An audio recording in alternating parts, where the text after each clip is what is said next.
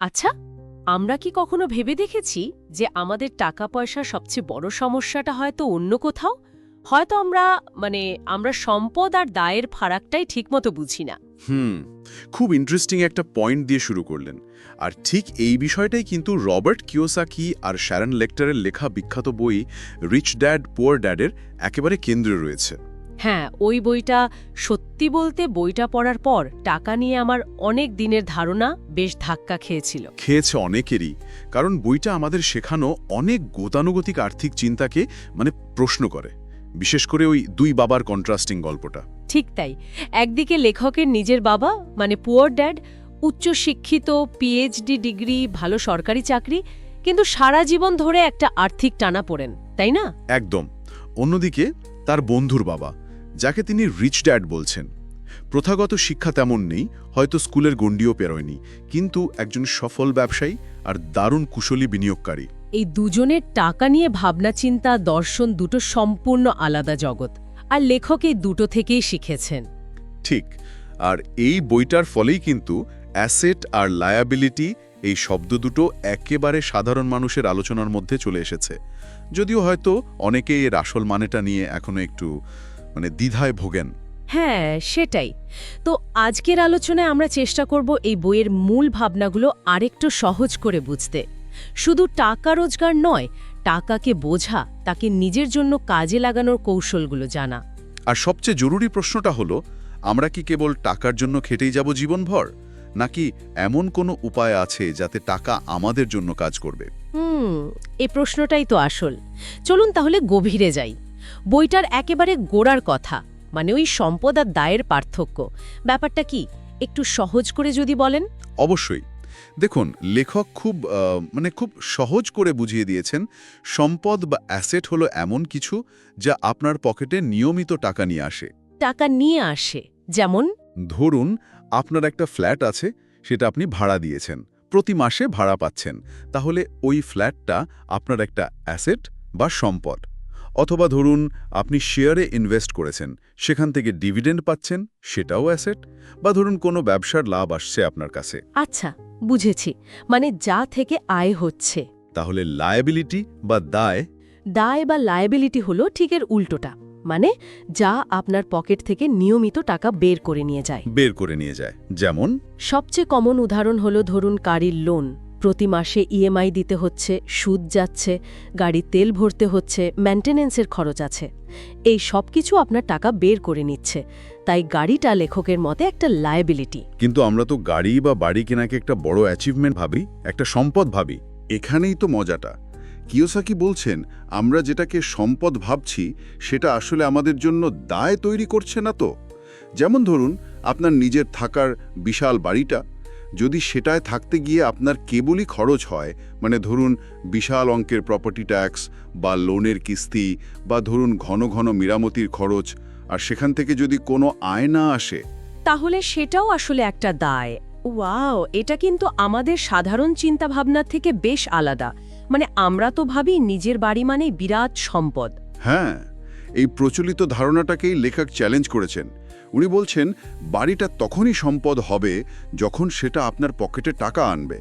যেমন ধরুন, বাড়ির একটা অংশ ভাড়া দিলেন বা হোম অফিস হিসেবে ব্যবহার করে ব্যবসার খরচ বাঁচালেন, কিন্তু শুধু থাকার জন্য যদি বিরাট খরচ হতে থাকে, তাহলে ওটা দেখতে সম্পদের মতো হলেও ফাইন্যান্সিয়ালি ওটা একটা দায়। তার অ্যাসেট টাকা আনে আর লায়াবিলিটি টাকা নিয়ে যায়। খুবই সিম্পল কিন্তু শক্তিশালী আইডিয়া। একদম। আর কিওসাকি বলছেন, ধনীরা কেন ধনী হন? কারণ তারা সারা জীবন ধরে অ্যাসেট কেনেন বা তৈরি করেন। তারা এমন জিনিসপত্রে বিনিয়োগ করেন যা থেকে আরও টাকা আসে। আর আর বাকিরা, মধ্যবিত্ত বা গরিব মানুষ, তারা মূলত লায়াবিলিটি কেনেন, হয়তো বড় গাড়ি, নতুন গ্যাজেট বা এমন বাড়ি যার রক্ষণাবেক্ষণের প্রচুর খরচ। আর তারা ভাবেন এগুলোই বুঝি তাদের সম্পদ। এখানেই কিন্তু মূল সমস্যাটা, তারা খরচের ফাঁদে আটকে পড়েন। এই আটকে পড়াটাকেই কি লেখক র্যাট রেস বলেছেন, ওই ইঁদুর দৌড়ের মতো? ঠিক তাই, র্যাট রেস, একটা অন্তহীন চক্র। ভালো করে পড়াশোনা করো, ভালো চাকরি পাও, মাইনে বাড়বে, তখন জীবনযাত্রার মান বাড়াও, বড় বাড়ি, ভালো গাড়ি, বেশি খরচ। হ্যাঁ, তারপর সেই খরচ সামলাতে আবার ভালো করে কাজ করো, প্রমোশন বা ইনক্রিমেন্টের জন্য দৌড়াও, আয় বাড়ে কিন্তু তার সাথে পাল্লা দিয়ে খরচও বেড়ে যায়, দিনের শেষে হাতে কিছুই থাকে না প্রায়। একদম, আয় বাড়ছে কিন্তু সম্পদ বাড়ছে না, বাড়ছে দায় আর খরচ। ফলে লোকটা সেই একই জায়গায় ঘুরপাক খাচ্ছে, অনেকটা খাঁচায় দৌড়ানো ইঁদুরের মতো। বাইরে থেকে দেখতে মনে হচ্ছে এগোচ্ছে, কিন্তু আসলে সে একই বৃত্তে বন্দী, আর্থিক স্বাধীনতার দিকে এগোতে পারছে না। উফ, ভয়ানক তো ব্যাপারটা। এই র্যাট রেস থেকে বেরোনোর উপায় কি তাহলে? উপায় হলো, লেখক বলছেন আপনার অ্যাসেট কলামটা বাড়াতে হবে। মানে এমন কিছু তৈরি করতে হবে যা থেকে আপনার কাছে নিয়মিত টাকা আসবে, সক্রিয়ভাবে কাজ না করলেও, যেটাকে বলে প্যাসিভ ইনকাম বা পরোক্ষ আয়। প্যাসিভ ইনকাম, এটা আজকাল খুব শোনা যায়। ঠিক কী ধরনের জিনিস হতে পারে এগুলো?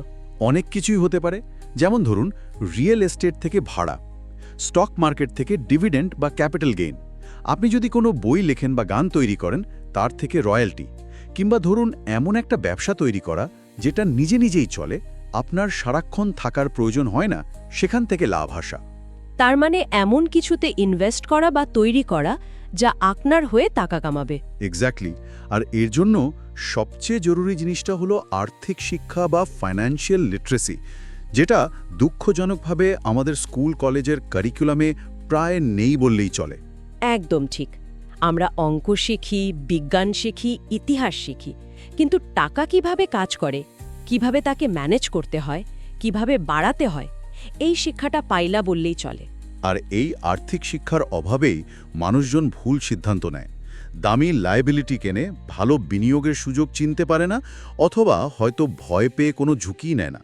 এখানেই কি লেখক ওই মাইন্ড ইয়োর ওন বিজনেস বা নিজের ব্যবসায় মন দিন এই কথাটা বলেছেন? এর মানে কি চাকরি ছেড়ে দিয়ে ব্যবসা শুরু করতে হবে? সবাই তো আর ব্যবসার ঝুঁকি নিতে পারে না বা চায় না।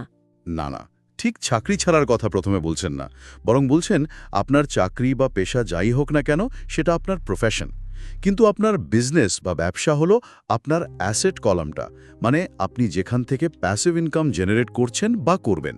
ও আচ্ছা, তার মানে চাকরি বা পেশা চালিয়ে যাওয়ার পাশাপাশি নিজের সম্পদ তৈরির দিকে মনোযোগ দিতে হবে।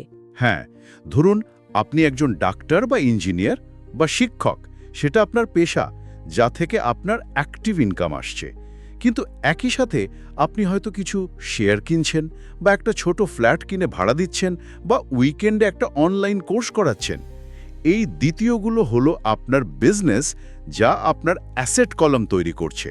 তার মানে আমাদের প্রধান কাজ যাই হোক, আমাদের সবারই একটা সাইড হাসেল বা নিজের সম্পদ তৈরির প্রকল্প থাকা উচিত বলতে পারেন।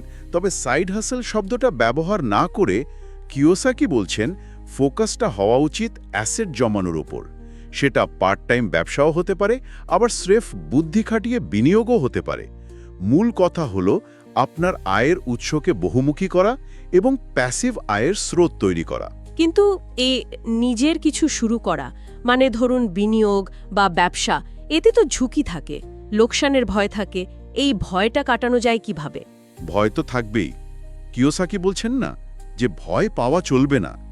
রিচ ড্যাডের দর্শন অনুযায়ী ভয় পাওয়াটা স্বাভাবিক, কিন্তু ভয়ের কারণে পিছিয়ে যাওয়াটা সমস্যা। বরং ভয়টাকে ম্যানেজ করতে শিখতে হবে। ম্যানেজ করতে হবে কিভাবে? প্রথমত জ্ঞান অর্জনের মাধ্যমে।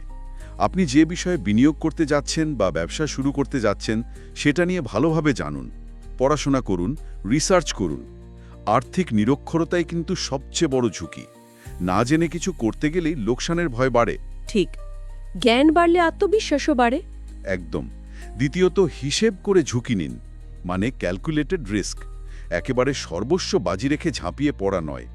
ছোট করে শুরু করুন, অল্প টাকায় বিনিয়োগ করুন বা ছোট পরিসরে ব্যবসা শুরু করুন, যাতে লোকসান হলেও সেটা সামলানো যায়। হ্যাঁ। আর তৃতীয়ত ভুল থেকে শিখুন। কিওসাকি বলছেন ব্যর্থতা আসলে শেখার একটা অংশ। যারা সফল হয়েছেন তারা কেউই একবারেই হননি, তারা অনেক ভুল করেছেন, লোকসান করেছেন, কিন্তু সেখান থেকে শিক্ষা নিয়ে আবার চেষ্টা করেছেন। ভয় পেয়ে যারা চেষ্টাই পারেন না তারা কখনো সফল হতে পারেন না। তার মানে পারফেক্ট হওয়ার অপেক্ষা না করে শুরু করে দেওয়া আর পথে চলতে চলতেই শেখা। বলতে পারেন অ্যাকশন নেওয়াটা খুব জরুরি। শুধু প্ল্যান করে গেলে হবে না, ছোট হোক শুরু করতে হবে। এই ভয় কাটানোর প্রসঙ্গে আরেকটা গুরুত্বপূর্ণ আইডিয়া কিন্তু বইতে আছে। সেটা কি? সেটা হলো শুধু টাকার জন্য বা মাইনের জন্য কাজ না করে শেখার জন্য কাজ করা। শেখার জন্য কাজ করা মানে মাইনেটা কি জরুরি নয়? মাইনে অবশ্যই জরুরি, কিন্তু কিওসাকি বলছেন বিশেষ করে কেরিয়ারের শুরুতে এমন কাজ বা দায়িত্ব বেছে নেওয়া উচিত যেখানে আপনি মূল্যবান কিছু শিখতে পারবেন, এমন দক্ষতা অর্জন করতে পারবেন যা আপনাকে ভবিষ্যতে সম্পদ তৈরি করতে সাহায্য করবে। কি ধরনের দক্ষতা? যেমন ধরুন সেলস বা বিক্রির দক্ষতা, মার্কেটিং, কমিউনিকেশন বা যোগাযোগ, অ্যাকাউন্টিং বা হিসাব রাখা, লিডারশিপ বা নেতৃত্ব দেয়া, নেগোসিয়েশন বা দর কষাকষি। এই স্কিলগুলো হয়তো আপনার বর্তমান চাকরিতে সরাসরি খুব বেশি মাইনে বাড়াবে না, কিন্তু দীর্ঘমেয়াদে এগুলো আপনাকে নিজের ব্যবসা দাঁড় করাতে বা ভালো বিনিয়োগের সুযোগ বুঝতে অংশক সাহায্য করবে। ইন্টারেস্টিং। তার মানে শুধু টেকনিক্যাল স্কিলের পিছনে না ছুটে এই ম্যানেজমেন্ট বা বিজনেস স্কিলগুলো অর্জন করা বেশি জরুরি বলছেন। জরুরি দুটোই, কিন্তু উনি জোর দিচ্ছেন এই প্রায়োগিক দক্ষতাগুলোর উপর, যেগুলো সরাসরি টাকা ম্যানেজ করতে বা বাড়াতে সাহায্য করে। কারণ একটা ভালো মাইনের চাকরি আপনাকে হয়তো র্যাট রেসে ভালো অবস্থানে রাখবে, কিন্তু এই দক্ষতাগুলো আপনাকে র্যাট রেস থেকে বেরোতে সাহায্য করতে পারে। তার মানে একটা হাই পেইং কিন্তু সীমিত শেখার সুযোগের চাকরির চেয়ে হয়তো কম মাইনের কিন্তু বেশি শেখার সুযোগের চাকরি বেছে নেওয়া দীর্ঘমেয়াদে লাভজনক হতে পারে। কিওসাকির দর্শন অনুযায়ী হ্যাঁ, কারণ ওই অর্জিত দক্ষতাগুলোই আপনার আসল সম্পদ হয়ে উঠবে, যা আপনাকে বেতন বা চাকরির ওপর নির্ভরশীলতা থেকে মুক্তি দিতে পারে। আচ্ছা, পুরো আলোচনাটা শুনে মনে হচ্ছে ধনী হওয়া বা আর্থিক স্বাধীনতা অর্জন করাটা শুধু কত টাকা আয় করছি তার উপর নির্ভর করে না, এটা অনেকটাই মানসিকতার ব্যাপার। একদম ঠিক বলেছেন, এটা একটা মাইন্ডসেট শিফট। প্রথমত সম্পদ ও দায়ের পার্থক্যটা বোঝা এবং সেই অনুযায়ী নিজের আর্থিক সিদ্ধান্ত নেওয়া। দ্বিতীয়ত ক্রমাগত আর্থিক জ্ঞান অর্জন করা। তৃতীয়ত ভয়কে জয় করে হিসেব করে ঝুঁকি নেওয়া। আর চতুর্থত টাকাকে নিজের জন্য কাজ করানো, শুধু টাকার জন্য নিজে খেটে না যাওয়া। পারফেক্ট। এই চারটে পিলারই হল রিচ ড্যাড পুয়ার ড্যাডের মূল ভিত্তি। ধনীরা টাকার জন্য কাজ করেন না, তারা এমন সিস্টেম তৈরি করেন যাতে টাকা তাদের জন্য কাজ করে। তাহলে যদি আমরা আজকের আলোচনার মূল শিক্ষাগুলো এক জায়গায় করি, কি কি দাঁড়াবে? প্রথম এবং প্রধান শিক্ষা হল আর্থিক সাক্ষরতা অর্জন করুন, জানুন বুঝুন টাকা কিভাবে কাজ করে। দ্বিতীয়ত অ্যাসেট বা সম্পদ চিনুন এবং সেগুলো অর্জন করার দিকে মনোযোগ দিন। লায়াবিলিটি বা দায় এড়িয়ে চলুন, বিশেষ করে যেগুলো অপ্রয়োজনীয়। তৃতীয়ত শুধু মাইনের জন্য কাজ না করে শেখার জন্য কাজ করুন। এমন দক্ষতা অর্জন করুন যা আপনাকে ভবিষ্যতে সম্পদ তৈরি করতে সাহায্য করবে। আর চতুর্থত ভয়কে পুরোপুরি বাদ দিতে না পারলেও তাকে ম্যানেজ করতে শিখুন। লোকসানের ভয় যেন আপনাকে ভালো সুযোগ হাতছাড়া করতে বা চেষ্টাই না করতে বাধ্য না করে। ছোট করে শুরু করুন, ভুল থেকে শিখুন, এগিয়ে যান। দারুণ, খুবই পরিষ্কারভাবে বললেন। আলোচনাটা সত্যিই খুব কাজের হলো। ধন্যবাদ। আশা করি শ্রোতাদেরও ভালো লেগেছে এবং তারা নিজেদের আর্থিক জীবন নিয়ে নতুন করে ভাবতে শুরু করবেন। হ্যাঁ, আর সেই ভাবনাটা উস্কে দিতেই আজকের আলোচনার শেষে শ্রোতাদের জন্য একটা ছোট্ট প্রশ্ন রেখে যেতে চাই। অবশ্যই। একটু ভেবে দেখুন তো, আপনার প্রতিদিনের বা প্রতি মাসের আর্থিক অভ্যাসগুলোর মধ্যে কোনগুলো আপনাকে সত্যি সম্পদ তৈরির দিকে নিয়ে যাচ্ছে, আর কোনগুলো হয়তো আপনার অজান্তেই আপনাকে দায়ের জালে আর ওই র্যাট রেসের মধ্যেই আটকে রাখছে। খুব জরুরি প্রশ্ন। নিজের খরচের খাতাটা বা বিনিয়োগের পোর্টফোলিওটা এই অ্যাসেট বনাম লায়াবিলিটির ছকে ফেলে দেখলে হয়তো অনেক নতুন উপলব্ধি হতে পারে। ঠিক তাই, এই উত্তরটা খুঁজে বের করাটাই হয়তো আপনার আর্থিক স্বাধীনতার যাত্রার প্রথম পদক্ষেপ হতে পারে। ভেবে দেখবেন।